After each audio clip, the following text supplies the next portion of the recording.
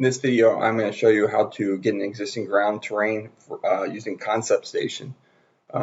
There's sometimes you start a project and it takes a month or two before survey could do their work and spit back a terrain for you to use for your modeling and such. So we're going to go right into opening up a ConceptStation. All right, now it's open. We'll go straight to just go and open a new one. Why not?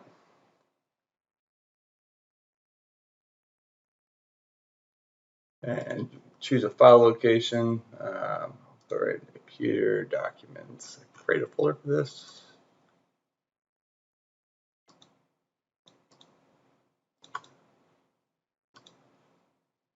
Here we go.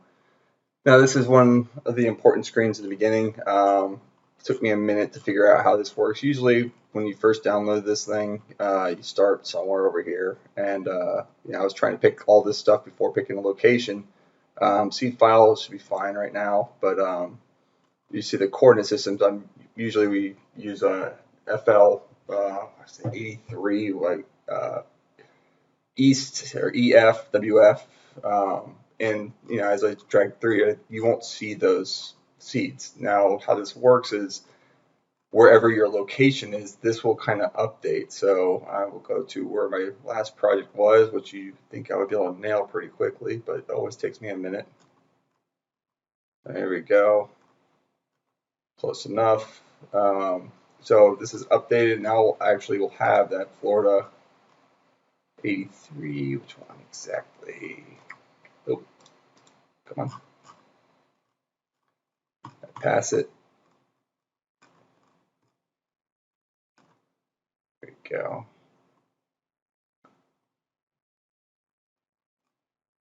There we go. This one's west. So right there. Now you have this here. There's a different way of doing this, or not really a different way. If you grab this and make a square, this will hold.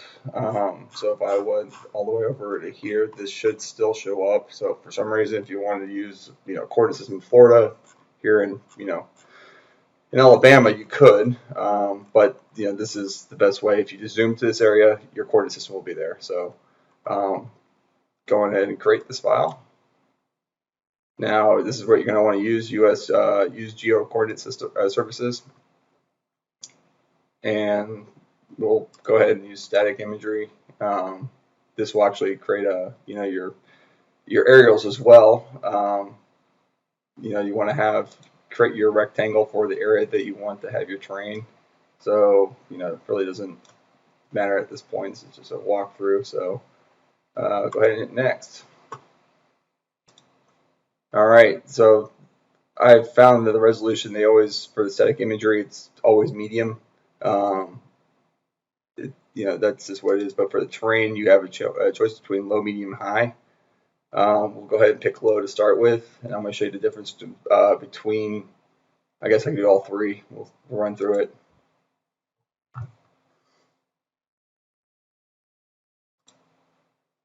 All right, so here we are. There's a lot more stuff I'll go in later in different videos with ConceptStation. It's a really great tool to get started.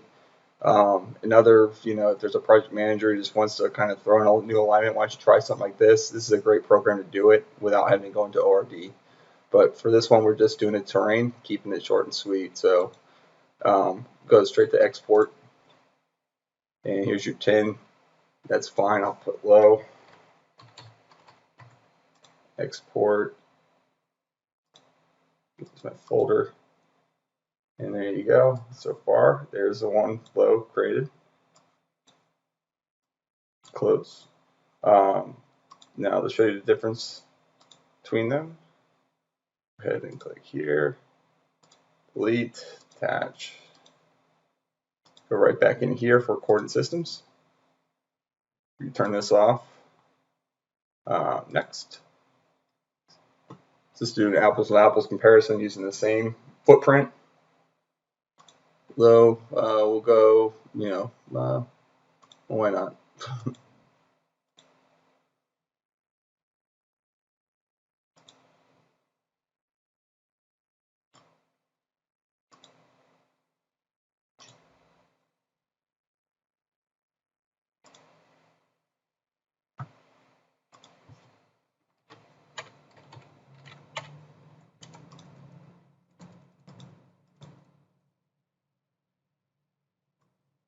medium. That one looks a little funky because I did the imagery thing, but we'll see if it broke or not.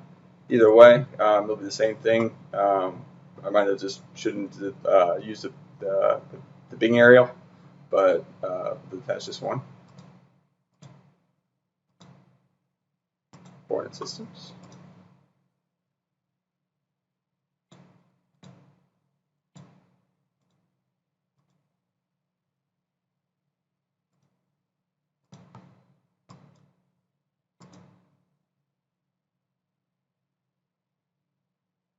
You're going to see that this one is way crazier than the low. The medium I really don't use that much.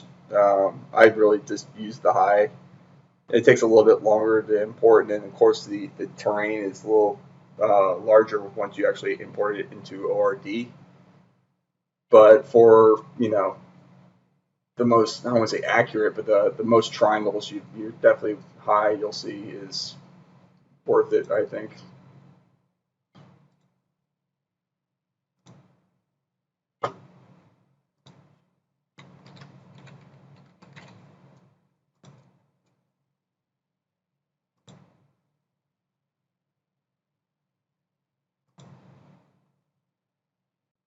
All right, now that I've imported it, we'll go and open up OpenRoads. So I already have something open, the aerial and all that. So what we're going to do now is import from file. I'm just going to grab all three at one time and then use three different terrain model features, definitions.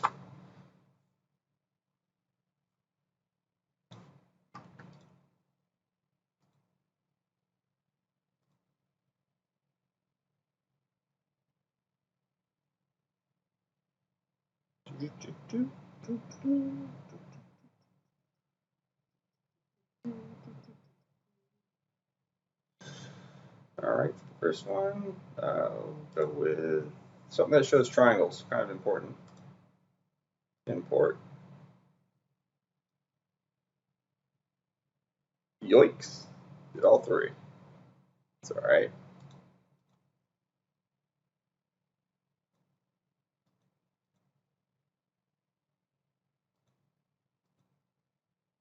One.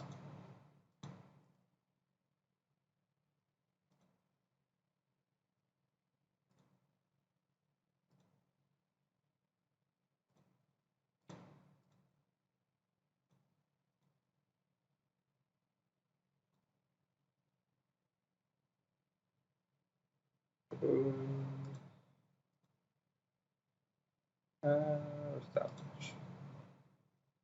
Go. All right. So looking at all these here, it's like medium. Like I said, I don't really use that much. It looks like the squares are pretty much, pretty close here, the same. But as you see, here's the high resolution, and it blows everything out of the water. I'll remove the medium one. But just to get a comparison, obviously each triangle, these are all vertices that's used, and then it's just interpolation. It just draws the triangles between the points.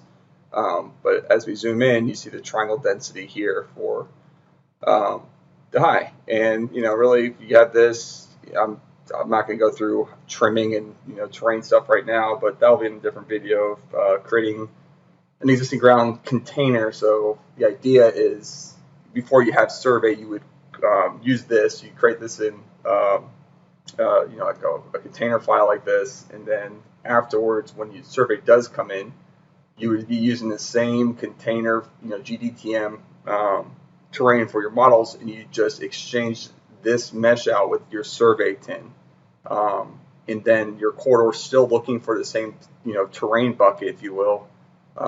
Doesn't really matter what data is in that bucket, it's still going to target that one. So we'll go through that in a later video. Thank you very much.